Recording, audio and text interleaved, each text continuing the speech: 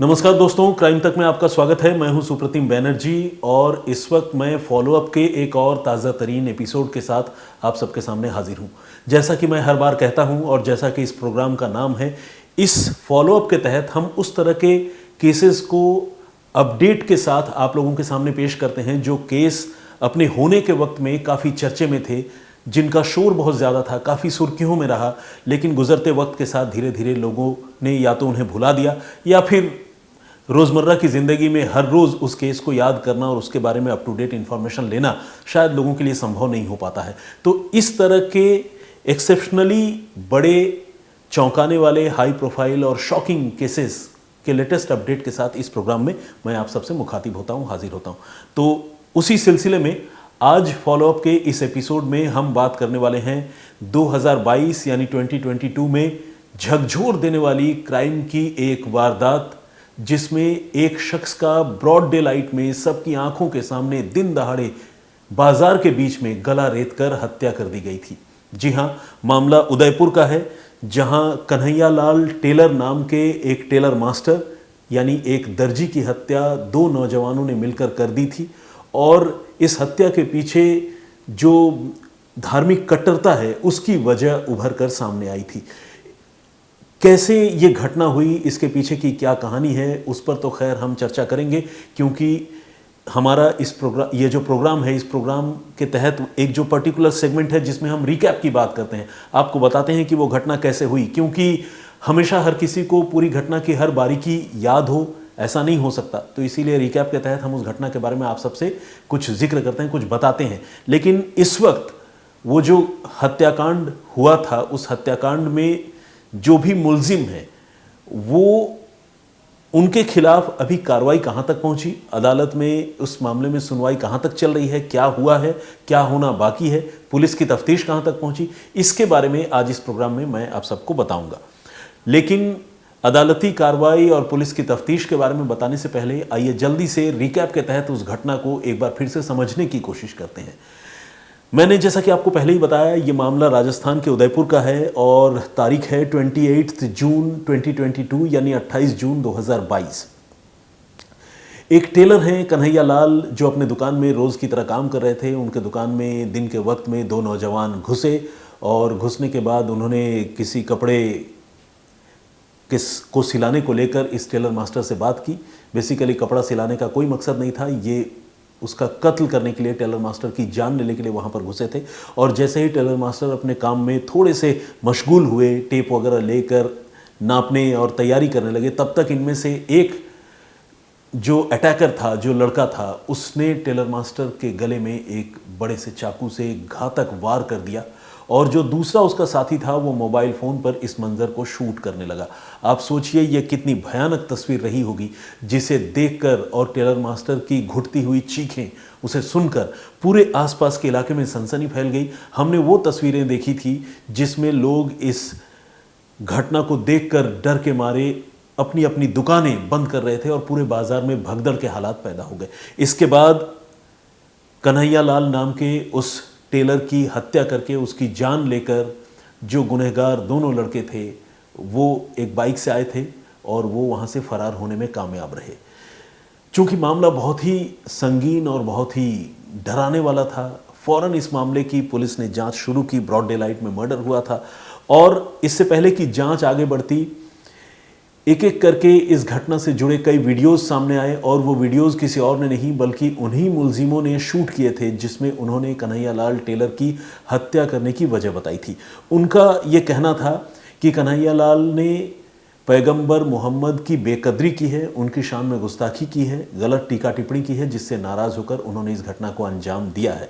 और सिर्फ हत्याकांड का ही वीडियो उन्होंने शूट नहीं किया था, बल्कि इस हत्याकांड को अंजाम देने की जो वो तैयारी कर रहे थे पहले से, उस वक्त भी उन्होंने अलग अलग वीडियोस अपने इरादों को जाहिर करते हुए शूट किए थे, जो वीडियोस उन्होंने बाद में लोगों के सामने सोशल मीडिया प्लेटफॉर्म पर रखे थे।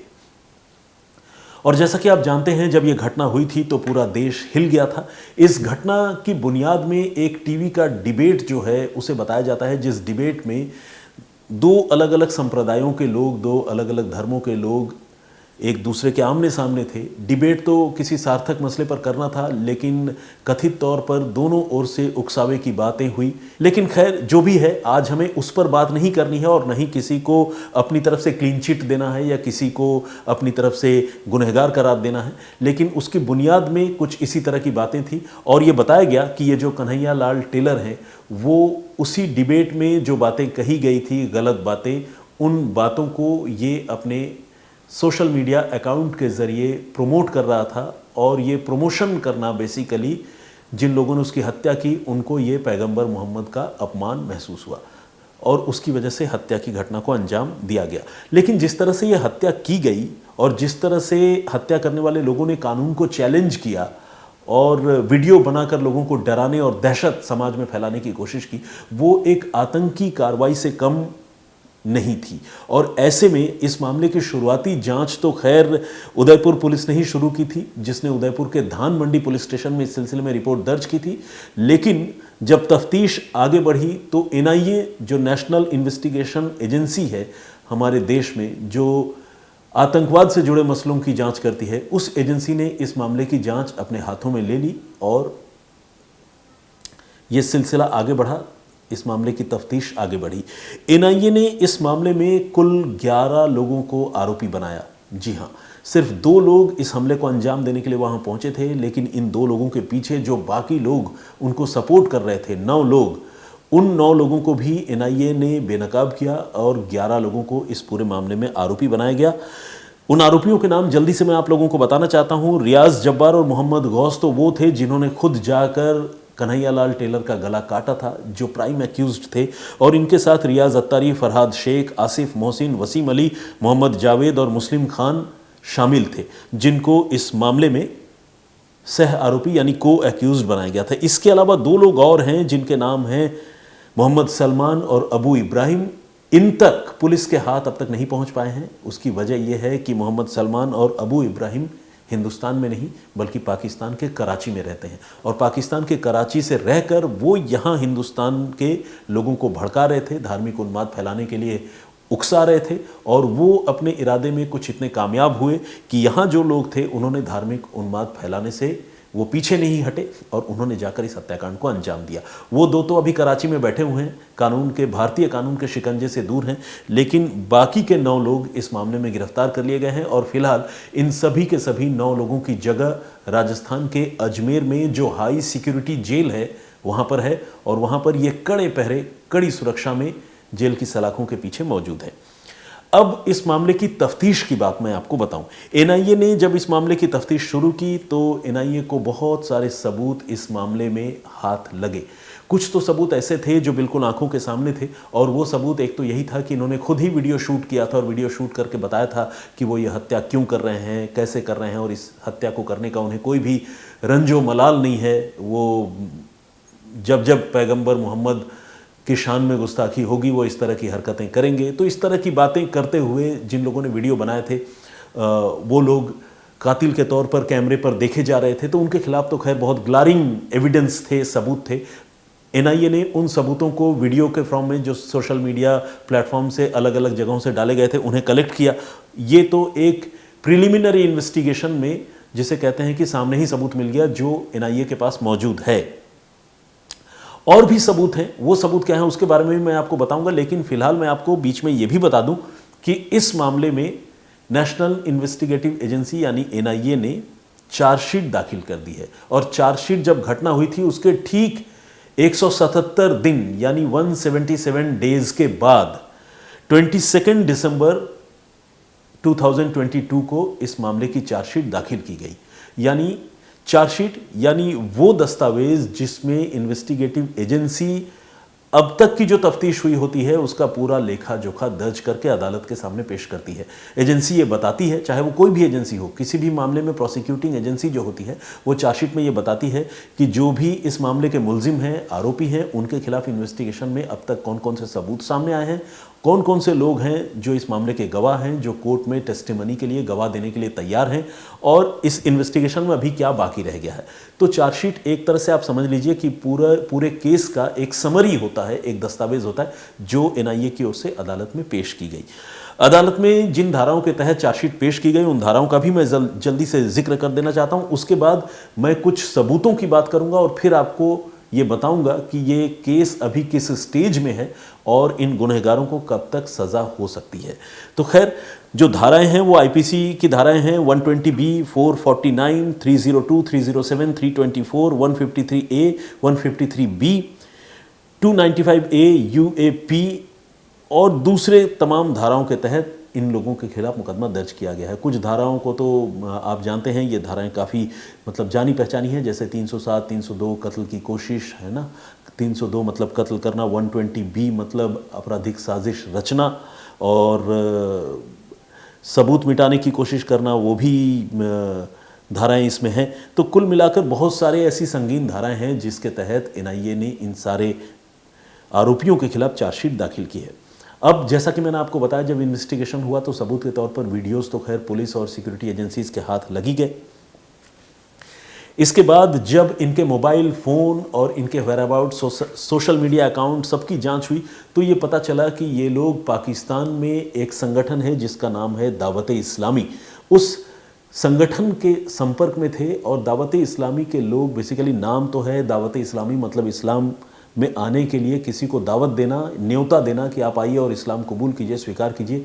इस्लाम की खूबियाँ बताने के लिए इस संगठन को चलाए जाने का कॉन्सेप्ट जो है वो शुरुआती नाम सुनकर समझ में आता है, लेकिन इनका मेन काम जो अब तक के इन्वेस्टिगेशन में सामने आया है वो यही है कि ये दावत-ए-इस्लाम के नाम पर लोगों को भड़काते हैं और लोगों को इस तरह से रेडिकलाइज करते हैं कि वो कट्टरपन में अंधे होकर मरने मारने पर उतारू हो जाते हैं। तो पाकिस्तान के इस संगठन से इन लोगों के जुड़े होने के प्रमाण एनआईए को मिले और इसके साथ ही कई और बातें सामने आई, जैसा कि मैंने आपको बताया कि मोबाइल चैट एनआईए को हाथ लगे, कुछ वीडियोस एनआईए को मिले, दावत-ए-इस्लामी से इनका जो संपर्क था, हैंडलर से जो बातचीत हो रही थी, वो सारी चीज़ें टेक्निकल इन्वेस्टिगेशन में एनआईए ने हासिल किए।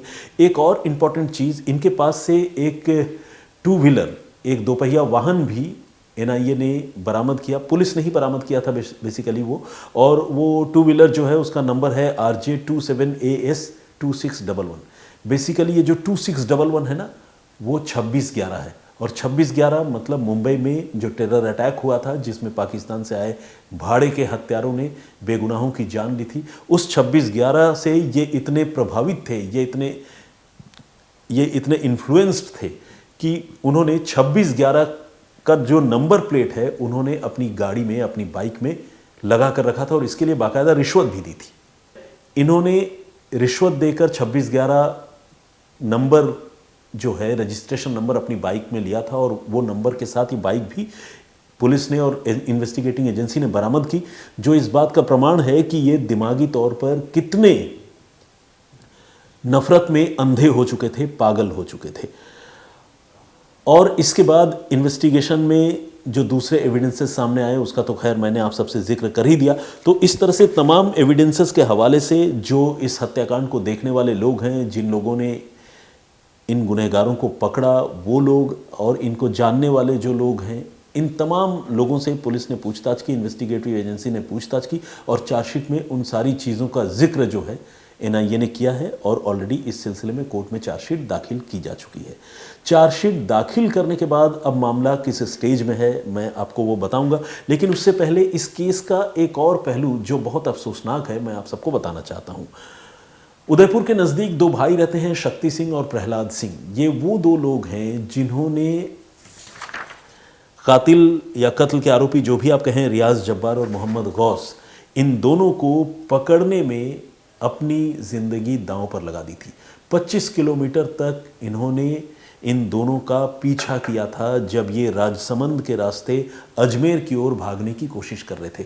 असल में ये दोनों भाई एक चाय के थड़े पर बैठकर उस रोज़ चाय पी रहे थे जब ये दोनों किलर बाइक पर सवार होकर भागने की कोशिश कर रहे थे। पुलिस वालों से इनकी ऑलरेडी बात हो गई थी। एक जानकार पुलिस वाले ने इन दोनों भाइयों से ये कहा था कि अगर आपको कहीं ये संदिग्ध लोग नज़र आते हैं तो प्लीज़ हमें बताना। इनको वो संदिग्ध लोग नज़र आए तो इन्होंने पहचान लिया दोनों भाइयों ने, और न सिर्फ पहचान लिया बल्कि उनको पकड़ने के लिए खुद ही बाइक से उसका पीछा करते रहे, और पीछा करते करते तकरीबन 25 किलोमीटर तक गए। इस बीच उन्होंने पुलिस को फ़ोन किया, और इन दोनों भाइयों की सक्रियता का असर ये हुआ कि उदयपुर पुलिस ने पूरे इलाके में नाकेबंदी कर दी, और फाइनली एक चेक नाके में इन दोनों को, मोहम्मद गौस को और रियाज को, पुलिस पकड़ने में कामयाब रही। वहाँ पर भी ड्रामेटिक चेज़ हुआ था, उसकी तस्वीरें भी सामने आई थी किस तरह से ये लोग गिरफ्तार किए गए। लेकिन अब सरकार ने इन दोनों भाइयों के लिए जो वादे किए थे, उनको सुरक्षा देने की और उनको कम से कम गन लाइसेंस देने की, वो सारे वादे और वो सारी जो कस्में सरकार की ओर से खाई गई थी, वो अब पूरी नहीं हुई है। राज्य सरकार से इन दोनों भाइयों की बड़ी सख्त शिकायत है कि उनको न तो कोई संरक्षण मिला, न एक इस तरह के ख़तरनाक काम को अंजाम देने और एक तरह से आतंकवादियों से टकरा जाने के बदले में जो प्रोटेक्शन मिलना चाहिए था या जो इनाम मिलना चाहिए था, उस तरह का कुछ भी उनके साथ नहीं हुआ, बल्कि वो जहां काम करते थे वहां से भी उनकी नौकरी चली गई। और आज की तारीख में गांव वाले जो हैं, इनके इस फैसले पर इन्हें देखकर हंसते हैं। इन दोनों भाइयों की ये पीड़ा है, ये तकलीफ़ है। मुझे लगता है कि इस पर भी सरकार को और हमारी एजेंसीज़ को ध्यान देना चाहिए। जो लोग कानून की मदद करने की कोशिश करते हैं, कम से कम उनको तो रुस्वा न किया जाए, ये इंश्योर करना सरकारी एजेंसियों की जिम्मेदारी है, सरकार की जिम्मेदारी है। अब लेटेस्ट अपडेट की बात, जैसा कि मैंने आपको बताया कि इस मामले में एनआईए ने ऑलरेडी चार्जशीट दाखिल कर दी है। जो आरोपी हैं उनको बीच बीच में सुनवाई के लिए जयपुर में जो एनआईए की कोर्ट है वहाँ पर लाया जाता है। 11 में से 9 आरोपी हमारे पास हैं, 2 आरोपी पाकिस्तान में हैं, और ये 9 आरोपी कोर्ट में आते हैं। एनआईए ने चार्जशीट दाखिल करने के बाद अदालत ने इस मामले में संज्ञान भी लिया है, और इस वक्त ट्रायल का प्रोसेस जो है वो जारी है। यानी जो प्रोसिक्यूशन है वो अपने गवाहों को अब एक एक करके अदालत में पेश कर रहा है, सबूत अदालत में पेश कर रहा है।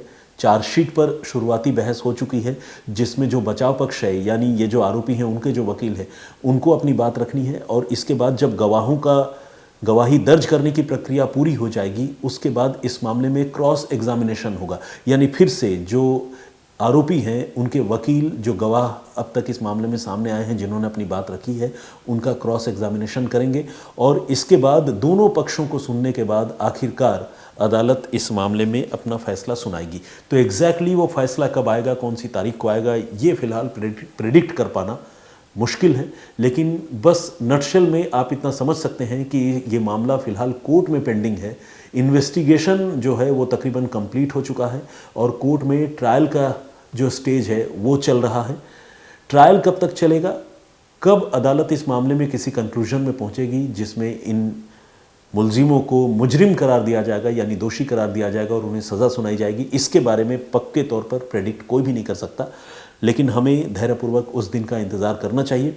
एनआईए की जो कोर्ट है वो फास्ट ट्रैक कोर्ट है, और अब हम ये उम्मीद कर सकते हैं कि पिछले साल ये घटना हुई है जून के महीने में, और आज हम उसके बाद वाले साल में हैं, यानी 2023 में अप्रैल के महीने में हम हैं। तो और कुछ महीनों में इस मामले में फ़ैसला ज़रूर आना चाहिए।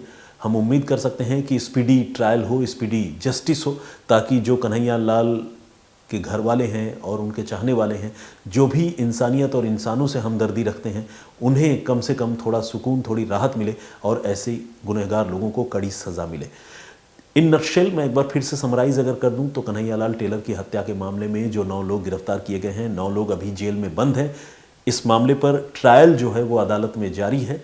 ट्रायल पूरा होने के बाद इस मामले में अगर गुनहगार दोषी पाए जाते हैं तो उन्हें सज़ा सुनाई जाएगी, और अगर वो बेकसूर पाए जाते हैं तो जाहिर है उन्हें छोड़ भी दिया जाएगा। ये आने वाले वक्त में हम देखेंगे होता क्या है। लेकिन इस पूरे मामले का लेटेस्ट अपडेट यही है कि फ़िलहाल मामला कोर्ट में है और गुनहगार जेल में है। तो आज की कहानी या आज का फॉलोअप का ये एपिसोड यहीं तक। लेकिन इससे पहले कि मैं इस पेशकश को ख़त्म करूं, जो पिछला एपिसोड हमने आपको सुनाया था जिसमें हमने आपको बताया था कि किस तरह से आगरा में एक महिला की हत्या और लूटपाट के मामले में 2 बेजुबानों ने, एक तोते ने और एक कुत्ते ने, कातिलों को पकड़ने में पुलिस की मदद की थी और किस तरह से उस मामले में इन्वेस्टिगेशन आगे बढ़ा और गुनहगारों को सज़ा हुई, वो फॉलोअप स्टोरी हमने आपको बताई थी। उस पर बहुत सारे लोगों ने कमेंट्स किया है और उसको लोगों ने लाइक भी किया है, तो मैं कुछ कमेंट्स और लोगों के नाम जो है पढ़ना चाहता हूँ।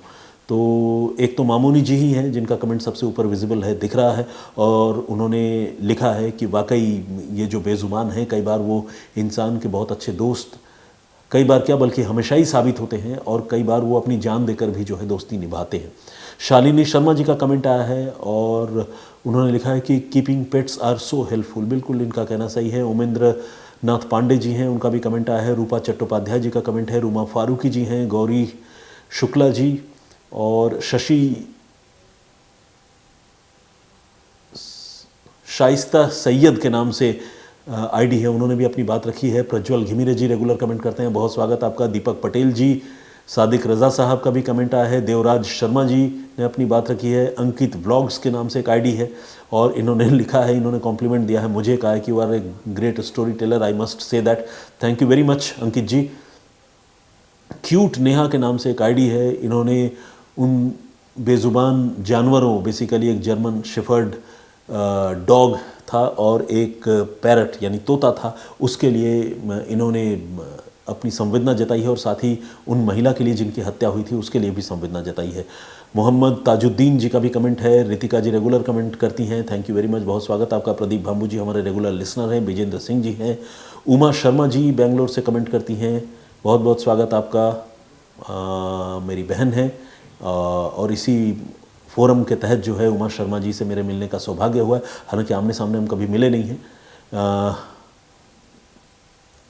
बरखा नहीं भास्कर सोनी जी का भी कमेंट आया है। निशिगंधा रे, ये यूएसए से देखती हैं और ये न सिर्फ अपना नाम लिखती हैं बल्कि नाम के साथ जो है ये अपने नाम का मतलब भी लिखती हैं। बेसिकली निशिगंधा रे को पढ़ने में मैंने एक आध बार पहले फंबल किया था, उसके बाद से ये विदाउट फेल अपना नाम लिखने के साथ साथ उसको पूरी तरह से समझाते हुए लिखती हैं। उन्होंने लिखा है मीनिंग ट्यूब रोज़ फ्लावर, रात की रानी फूल। बहुत खूबसूरत नाम आपका है और बहुत बहुत शुभकामनाएं आपको। हमेशा आपके पॉजिटिव वर्ड्स और कॉम्प्लीमेंट्स जो है मुझे हौसला देते हैं, कुछ अच्छा करने के लिए प्रेरित भी करते हैं। रवि कुमार जी का भी कमेंट आया है। नितिन पॉटर के नाम से एक आईडी है। राघवेंद्र तिवारी जी हैं, प्रवीण हैं और विश्वजीत है। इस तरह से और भी बहुत सारे लोगों ने कमेंट्स किया है। सारे लोगों का कमेंट एट वन गो पढ़ना संभव नहीं है, आप जानते हैं, लेकिन मैं फिर आप लोगों के सामने जब हाजिर होऊंगा फॉलोअप के इस एपिसोड में आप जो कमेंट करेंगे उन कमेंट्स का जिक्र करूंगा। फिलहाल मुझे इजाज़त दीजिए और इस एपिसोड पर अपनी राय, अपना कमेंट ज़रूर दीजिए। अपना बहुत ख्याल रखिए, सुरक्षित रहिए। जय हिंद, जय भारत।